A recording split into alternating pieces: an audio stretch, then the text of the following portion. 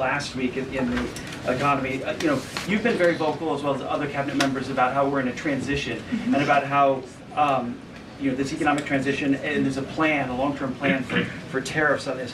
How concerned is the president that the markets and Americans, for lack of a better term, will freak out over these tariffs and be concerned about a long-term plan? Sure. I think I've been asked this question and answered this question respectfully, Edward. We are in a period of transition. The president has made that clear.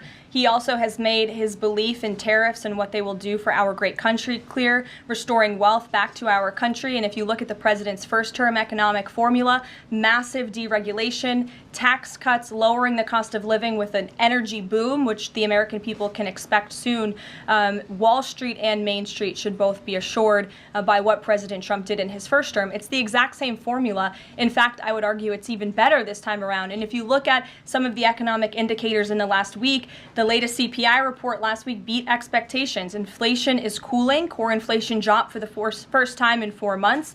The national average of the price of gas is down 42 cents from 1 year ago. And there was also a new report out this morning about wholesale egg prices. They continue to fall. A dozen eggs are now $3.10 cheaper since January 24th.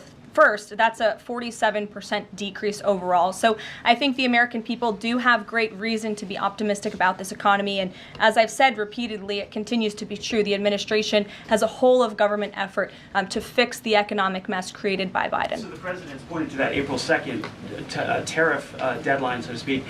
Is the tariff back and forth sort of done now? We're just all looking towards April 2nd?